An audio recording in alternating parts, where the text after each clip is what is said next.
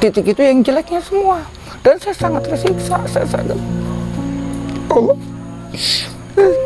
sabar Kang. saya ini benar jujur nggak kuat. Saya sangat tersiksa banget. Saya ngeliat sakit begitu cepat, dan semua itu dosa saya, tapi saya tersiksa. Kalau secara umum kita nonton apa sih sakit, tapi saya sangat tersiksa. Maaf, saya sangat tersiksa banget.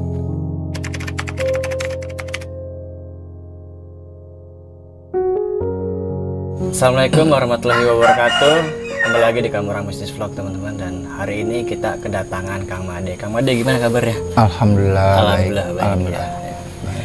Kang Made ini ada dari salah satu konten kreator juga teman-teman. Nama channelnya apa Kang? Kongs Wijaya. Kongs Wijaya.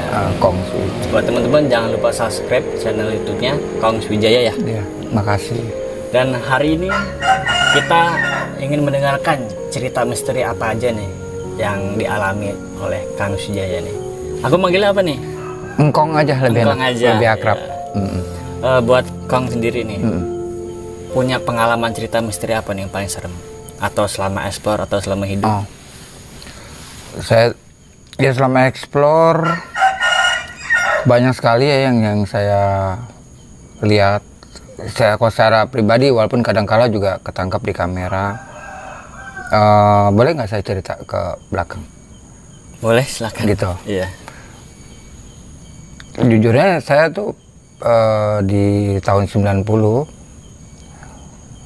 kalau menurut keluarga, menurut yang masih hidup, saya pernah mati suri.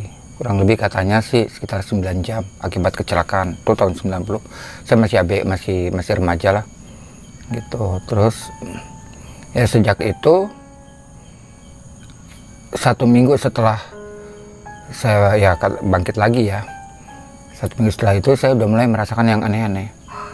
Jadi ya indera penglihatan saya tuh selalu melihat hal-hal yang tidak semestinya harus kita lihat karena beda alam. Ya, jadi saya bisa melihat jin kayak begitu segala macam lah. Saya sempat 2 tahun saya depresi. Orang tua juga sempat ngobatin saya kemana-mana, termasuk ke psikiater ya. Cuma ya memang nggak akan pernah sembuh ya. Kenapa? Rasa ketakutan itu saya tuh selama 2 tahun tuh saya nggak berani ngapa-ngapain karena setiap saya mau berjalan di sudut itu tuh dong ada, saya lihat tuh mau gini dong ada, bahkan ke toilet aja siang hari di rumah aja itu saya nggak berani waktu itu ya. Kalau alkisahnya nanti bisa saya ceritakan lebih lanjut. Bisa ceritakan? Ya silakan. Oke. Waktu itu saya masih nakal ya, masih bandel. Itu umur 20 umur 20 berapa ya, pokoknya tahun 90 ya. Itu saya kuliah masih semester 4 waktu itu. Kebetulan habis libur ya, libur kuliah, habis semesteran saya ngajak bersama teman saya 2 laki-laki dan 3 perempuan. Itu semua kita akrab, memang kita tuh kayak ngegeng ya, jadi nggak ada rasa apapun. Saya ngajak untuk hangout, untuk happy lah, hura-hura lah. Waktu itu memang saya badung banget. Badung. Jadi waktu itu saya jalan ke hangout ke puncak, tepatnya di Sarua. Itu saya masih ingat banget. Diskotik MM ya, Monggomas, daerah Cisarua itu. Kita happy di sana, kita minum-minum, mabok-mabokan lah, bir segala macam tuh sampai ada kali 2 krat ya, kita habis ber-6 itu. Nah, singkat cerita pas saya mau pulang, udah selesai tutup tuh 3:30. Kita tuh akhirnya nyari penginapan, hotel-hotel kecil atau wisma atau bungalow-bungalow kecil nggak ada karena waktu itu malam minggu ya, tutup. Akhirnya kita coba bertahan untuk tidur di mobil ber-6. Akhirnya nggak kuat juga ya karena dingin suasananya. Akhirnya kami paksakan diri untuk pulang dalam kondisi mabuk, dalam kondisi kurang tidur ya karena pagi begadang dan hawanya juga dingin. Paksakan untuk pulang. Saya coba ngantar dulu ya teman-teman perempuan saya itu, teman kuliah 3 orang itu yang kebetulan rumahnya di Jatiwaringin, ada yang Jatiwaringin, ada yang Kalimalang. Ya udah saya singkat cerita, Saya sudah drop mereka. Awalnya saya mau numpang istirahat di rumah mereka, cuma mereka nggak ngizinin karena khawatir orang tuanya marah. Itu akhirnya kita begitu ngedrop, akhirnya kita pulang. Kebetulan banget itu memang nggak ada satu teman laki pun. Satu udah almarhum ya, namanya Rudi Lantang. Satu lagi masih ada, Paulus. Tidak ada yang bisa bawa mobil, jadi nggak ada yang gantian. Jadi saya full yang bawa. Singkat cerita, saya begitu sampai dekat sekali dengan rumah sakit Pondok Gede, rumah sakit haji itu. Disitulah saya udah hilang kesadaran. Kecepatannya saya nggak tahu berapa, yang jelas mobil ringsek hancur. Saya tuh nabrak Metro Mini lagi berhenti. Waktu itu mobil Metro Mini ya. Kalau dulu tuh sekarang apa nggak tahu ya. Bis kecil tuh masuk ke kolong. Disitulah awal perubahan kehidupan saya. Merinding. Jadi awal yang dulu saya pernah sebelum mengalami itu saya anggap itu dongeng ya.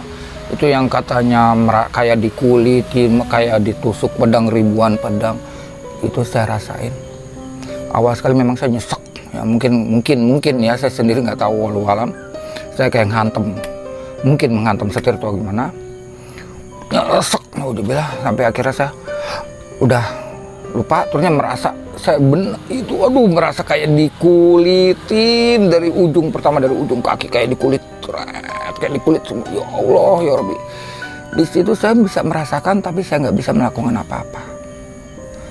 Sampai akhirnya saya nggak tahu, gelap sama sekali. Sempat gelap beberapa, kurang lebih, ya Allah, merinding lagi. Setiap cerita ini saya selalu merinding, karena ini kisah nyata saya. Gelap beberapa saat ya, mungkin 5 detikan ya. Terus saya melihat, akhirnya saya kelihatan kayak terang lagi. Saya ngelihat asli jasad saya ngelihat di sekeliling itu udah rame ngurumunin mobil. Saya ngelihat teman saya yang di kiri, dia namanya yang Paulus kan di depan ya, itu hancur mukanya, tapi alhamdulillah hidup ya. Karena dia mungkin nggak pakai seatbelt, dia ngantam kaca mungkin atau apa, pokoknya saya lihat tuh hancur. Yang almarhum Rudi itu justru dia yang selamat, karena dia tidur di belakang, dia ngantem ke jok. Terus saya sempat ngeliat sebentar. Saya ngeliat jasad saya itu, saya nggak benar-benar nggak percaya, tapi saya merasa kayak saya hidup. Tapi saya melihat itu semua. Saya merasa kayak hidup. Habis itu saya udah gelap lagi. Terus saya kayak nggak bisa. Saya benar-benar nggak bisa, kayak balon kena angin gimana ya, nggak bisa ngambang gitu ya. Ngambang di dalam kegelapan. Saya bingung ini di mana, mendadak kok merasa saya hilang semua. Seluruh tubuh saya merasa hilang. Saya merasa seperti kayak cuma cahaya, saya nggak paham. Saya teriak, nggak ada suara. Saya lihat kok nggak ada semua. Terus saya bicara tapi bicara hati. Saya nggak paham ya. Aduh, bahasa manusianya itu seperti apa ya? Saya bicara, ini saya di mana, saya kenapa, saya bagaimana. Mendadak Allahu Akbar. Astagfirullahaladzim. Tangan kiri itu jelas tuh tangan kiri, tapi itu tangan siapa? Itu memang tangan saya atau tangan siapa? Itu ngomong di sini nih, gigi kayak bener-bener itu mulut kayak piranha. Demi Allah, demi apapun saya ya Allah, kamu di alam penantian. Saya masih percaya nggak mungkin, nggak. Terusnya sekelibatan, dang, apa kayak hitam, jubah hitam, dang, kayak mau ngebawa saya, kayak mau ngambil saya berontak, tapi saya nggak punya tangan, nggak punya apapun, nggak punya. Saya berontak kayak, ya Allah, dang. Sampai suatu ketika saya ngelihat ada titik kecil, awalnya paling segini. Titik cahaya, api. Jauh banget segini, tapi saya udah ngerasain panasnya, naudzubillah min dzalik. Masya Allah, kecil, astagfirullahaladzim. Allah, di saat saya ngelihat titik api itu, terus saya dipertontonkan slide, sekali itu slide. Saya mulai dari ada di perut, saya ngerasain, saya ngelihat, nonton. Setelah itu begitu cepat, tapi nyiksa banget. Mulai saya di perut ibu saya dikeluarkan, dan dibilang saya justru situ saya sudah membuat dosa. Jadi saya bingung ya. Sebenarnya kata banyak orang bilang kan, kita nanggung dosa kalau udah akil balik. Tapi di situ ada yang ngebisikin sebenarnya saya sudah melakukan dosa terhadap ibu saya. Justru di saat saya dilahirkan. Seperti itu jibaku ibu saya. Kesakitannya beliau apa. Itu di situ katanya saya udah melakukan dosa. Dosa kedua di saat saya menyusui. Karena awal saya menyusui itu beliau tersiksa kesakitan katanya begitu. Saya udah nanggung dosa katanya.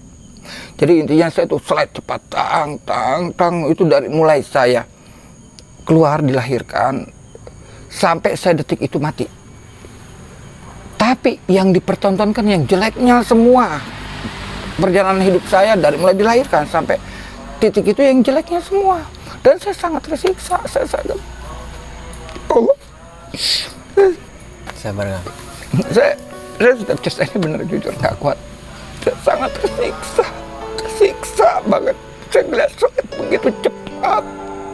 Dan semua itu dosa saya. Tapi saya tersiksa. Kalau secara umum kita nonton apa sih sakit, tapi saya sangat tersiksa. Maaf, saya sangat tersiksa banget. Saya habis itu lihat slide itu hilang udah. Saya sangat tersiksa banget. Terus ada suara ledakan. Pertama ledakan keras banget, cuma tidak ada cahayanya. Itu sosok jubah hitam walau saya nggak tahu itu sosok apa. Saya nggak berani suzon apakah itu malaikat, apakah itu amal jahat saya nggak tahu. Terus habis itu ada ledakan lagi terus bikin saya pingsan. Saya bingung, katanya saya mati tapi kok saya bisa pingsan. Ya ini sekarang ini saya logika, saya berpikir gitu. Cahaya banget putih, saya di situ pingsan. Setelah saya sadar sendiri, saya lihat udah ada dua sosok hitam dan putih jubah. Yang satu gelap tapi menyala. Bingung kan? Saya nggak bisa ngebayangin. Gelap tapi nyala.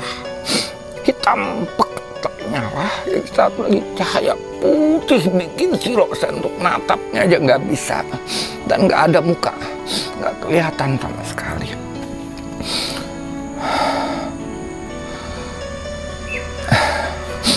Itu cukup pengalaman yang paling sedih.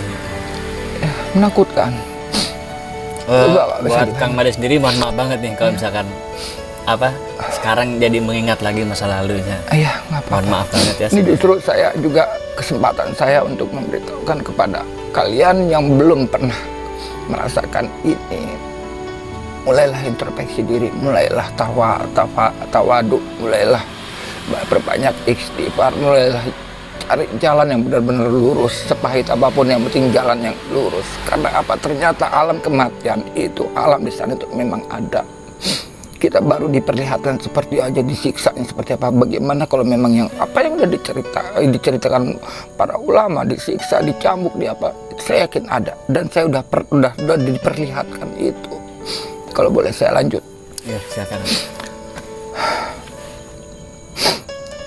Di situ si hitam ya, saya hanya bilang sosok hitamnya, sosok hitam nggak bilang itu saya, karena saya sampai detik ini juga saya nggak pernah diberitahu itu apakah itu amal jelek saya, dan yang putih apa amal kebaikan, saya nggak pernah dikasih tahu sampai detik ini.